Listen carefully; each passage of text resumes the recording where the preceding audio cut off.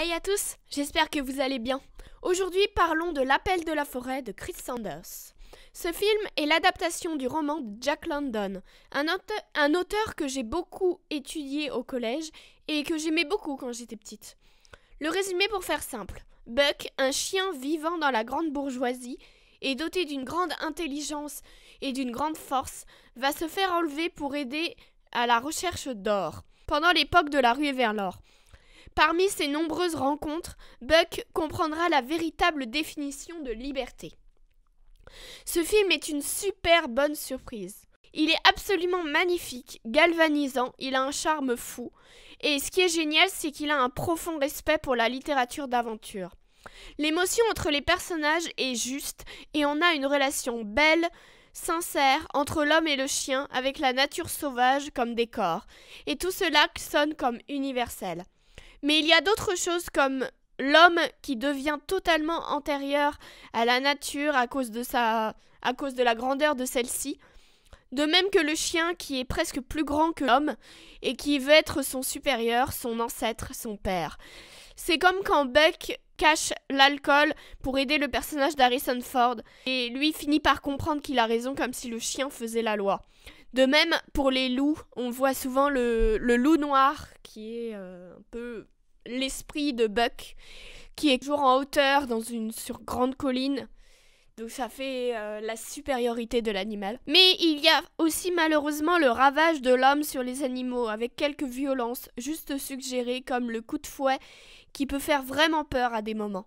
Ce chien est peut-être un peu trop enfantin, parfois c'est mignon et ça facilite l'attachement que l'on a envers lui, aussi parce que tout le film se voit par son point de vue à lui également. C'est même assez original, mais en même temps assez sympathique de s'attacher à un animal dans un film live action. Mais ce film, dans sa composition scénaristique, reste un récit d'apprentissage assez classique. On sait à peu près où ça va aller. C'est la vie d'un chien qui va avoir affaire à ses craintes, découvrir de nouvelles choses, va trouver un sens à sa vie. C'est pas très original, mais c'est aussi un film pour enfants, alors je ne lui en veux pas trop. Il y a quelque chose de pas mal aussi, même si on le comprend à la première arrivée d'Harrison Ford, c'est que ce film a un côté épisodique, comme une série, ou plutôt ce serait pertinent de dire comme différentes parties d'un livre. Je dirais qu'il est séparé de 2 ou même de 3 si on compte le début.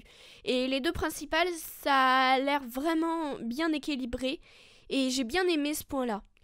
Après, ce qui était pas mal, c'est qu'il y avait des scènes, on peut se dire, assez clichés sur le papier, voire un peu ridicules. Et bah non, avec l'ambiance du film, c'est super haletant.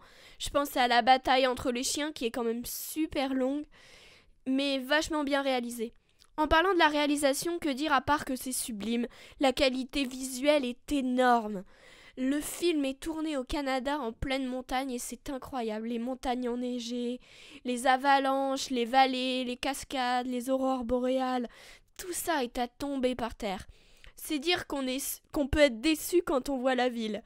On aime cette nature, elle est très immersive, ça donne envie d'y être et d'y aller. C'est tout bonnement euphorique et ça rend l'action tout bonnement épique et tellement cool. C'est très pictural en plus, pas étonnant pour Chris Sanders qui est un important réalisateur du monde de l'animation, mais aussi scénariste. Il a scénarisé Mulan, Aladdin, Lilo et Stitch, donc franchement c'est pas mal. C'est très pictural avec un grand soin des lumières, qui sont très belles, tous les plans sont magnifiques, il y a toujours une inventivité visuelle à chaque fois. J'ai tellement adoré aussi les moments où Buck fait le chien de traîneau et il y a ces mouvements de caméra super rapides, le paysage tellement beau, c'est tellement épique. J'aurais voulu voir ça 10 fois, voire 20 fois encore. On retrouve un peu des livres d'aventure comme Construire un feu, L'œil du loup, Cro-Blanc, dans la mise en scène et la conception du film. Et ça fait plaisir. Ça rend bien hommage au roman d'aventure. Je sais qu'il y a des effets spéciaux, mais je ne les ai pas trouvés moches. À part les chiens, je les ai pas vraiment vus. Je sais pas s'il y en a dans la nature ou quoi que ce soit, vous me direz. Peut-être dans le ciel, je sais pas. Parfois, oui, les animaux, ça se voit, mais en général, ça choque pas. C'est pas comme un roi lion, quoi. De toute façon, ils auraient jamais réussi à prendre un vrai chien. J'ai même vu que c'est un mélange en fait entre un vrai chien et des effets spéciaux. Le visage a été emprunté à un homme de cirque. J'ai vu ça.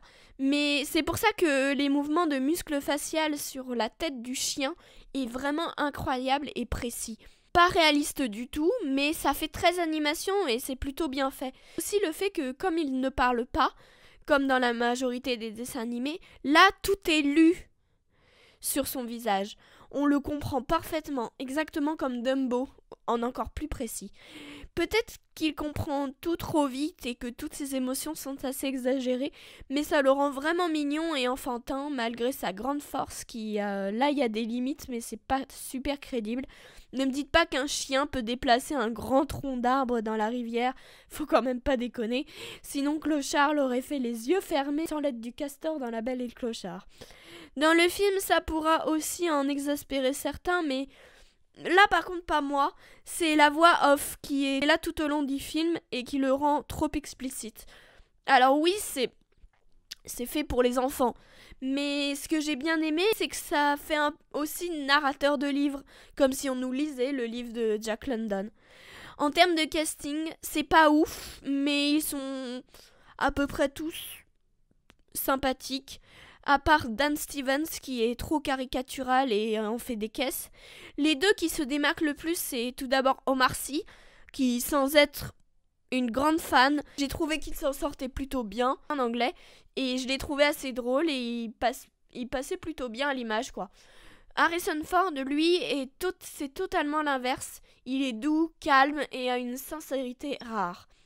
En bref, L'Appel de la forêt de Chris Sanders m'a surprise par sa qualité et sa beauté. C'est un film certes classique, du même genre que Bambi pour enfants. C'est posé, mais aussi rempli d'aventures pures et de moments épiques. C'est touchant et simple. C'est un film fabuleux pour les amoureux des chiens, mais aussi si vous voulez vous embarquer dans un merveilleux voyage visuel au cœur du Canada. Vous allez tomber par terre. Voilà. J'espère que ma critique vous a plu. N'hésitez pas à aimer la vidéo, à la partager. Abonnez-vous, allez voir des films. Et moi je vous dis à plus.